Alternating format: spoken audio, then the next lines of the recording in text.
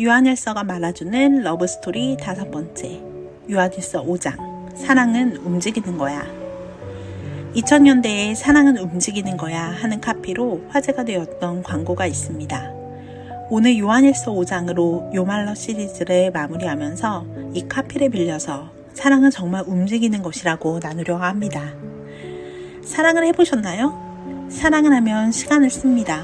포기하지 않고 기다리게 되고 상처받기를 허용하기도 합니다. 누가 시켜서 하는 것이 아닙니다. 그런데 사랑이 식으면 억지로 하게 됩니다. 그리고 움직이지 않습니다.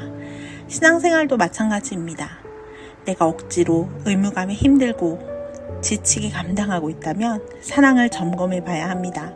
그 대상과 목적, 방향이 흩어진 것은 아닌지 살펴야 합니다. 요한일서 5장의 말씀은 믿음을 이야기합니다. 믿음은 무엇입니까? 결국 하나님을 사랑하는 삶입니다. 1절은 예수께서 그리스도이심을 믿는 자마다 하나님께로부터 난 자니 또한 낳으신 이를 사랑하는 자마다 그에게서 난 자들을 사랑하느니라고 했습니다. 즉 하나님을 사랑하는 사람은 당연히 하나님의 사람들도 사랑합니다. 그런데 여기서 중요한 것은 사랑은 감정이 아니라는 것입니다. 저자는 2절에서 이렇게 말합니다.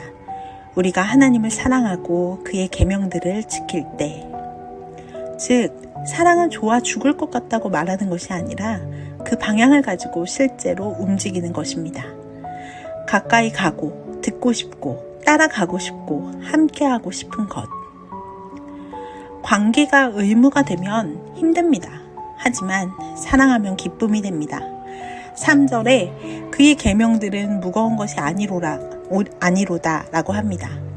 이 사랑의 계명이 그리스도인이 해야 하는 정언 명령처럼만 느낀다면 우리는 꽤 지칠 것입니다. 사람이 무조건적인 사랑을 실천하는 것은 불가능하기 때문입니다. 그런데 하나님께서 주시는 그 무조건적인 사랑을 경험하고 누리는 사람이 하나님을 사랑하다 보면 그로부터 낳은 이웃, 하나님의 사람들을 자연스럽게 사랑하는 것이 기쁨이 된다는 것입니다. 최근 시골교회 사모 릴스로 유명한 김지희 사모님의 신간 거꾸로 가는 하나님 나라 책을 읽었습니다. 이 사모님은 96년생입니다. 유명한 헬스 트레이너 바디 프로필 스튜디오를 운영하며 승승장구 잘 나가고 소위 갓생의 삶을 살던 청년의 때를 이야기합니다.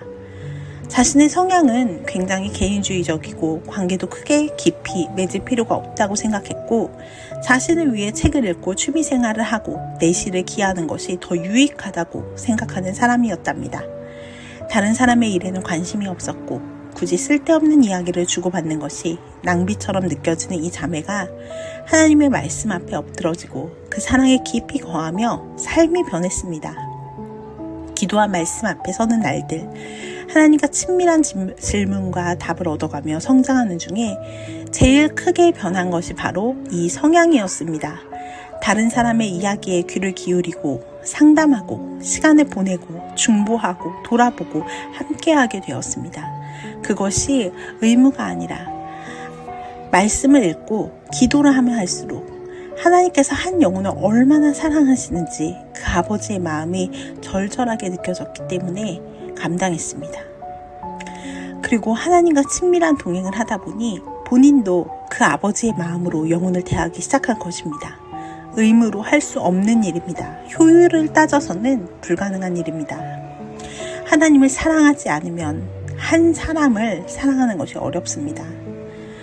그래서 요한일서는 하나님의 사랑에 단단히 끝까지 붙들어 있기를 당부합니다. 세상은 계속해서 우리의 마음을 빼앗아 갑니다. 비교하게 하고 더 소유해야 행복하다고 말합니다. 인정받아야 가치 있는 삶이라고 소리칩니다. 하지만 하나님의 사랑 안에 있는 사람은 자유합니다. 왜요? 이미 넘치는 사랑을 받고 있다는 것을 알기 때문입니다. 그 믿음 안에 거하기에 흔들리지 않습니다. 무릇 하나님께로부터 난 자마다 세상을 이기느니라. 세상을 이기는 승리는 이것이니 우리의 믿음이니라. 그래서 요한일서는 계속해서 본문 전체에서 반복해서 말합니다. 하나님께서 우리에게 영원한 생명을 주셨고 우리가 이미 그 영원한 생명 안에 있다는 것을 말합니다. 하나님은 우리가 이 깨어진 세상에서 불안 가운데 살기를 원치 않으십니다. 사랑 안에서 행복한 삶을 영위하기 원하십니다. 부모가 자녀에게 너 진짜 우리 애 맞아? 하며 묻지 않듯 하나님은 우리를 불안이 아니라 너는 내 아들이야, 내 딸이야 하며 이미 확실한 정체성 안에서 살기를 바라십니다. 이 사랑의 확신은 결국 관계를 더욱 친밀하게 이어갑니다.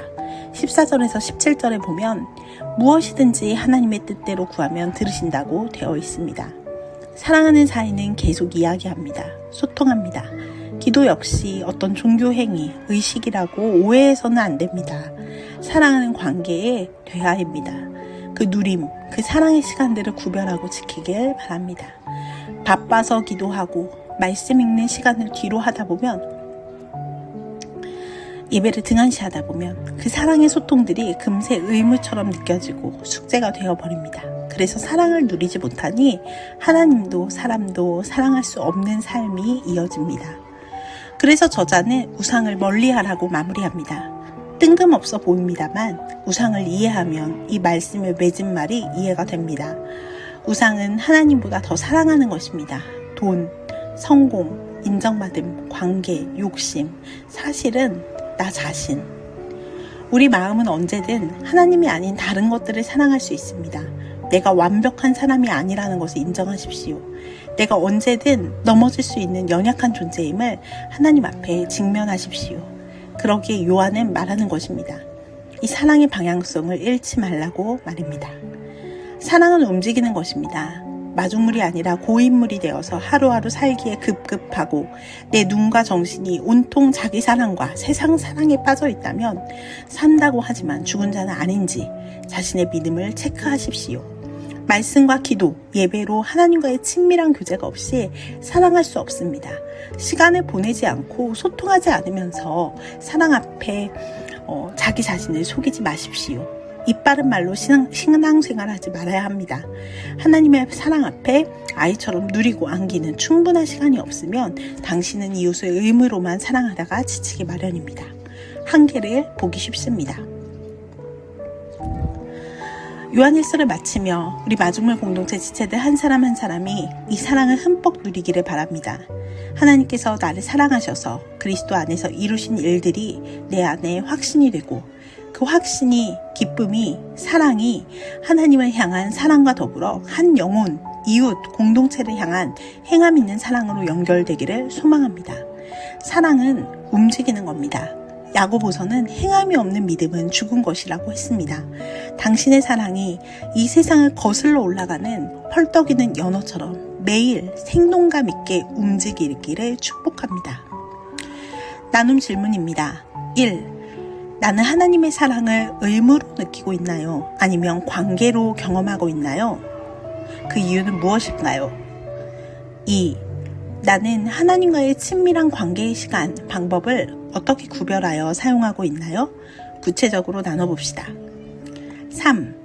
요한일서 말씀을 나누며 나에게 주시는 도전과 결단을 나눠봅시다.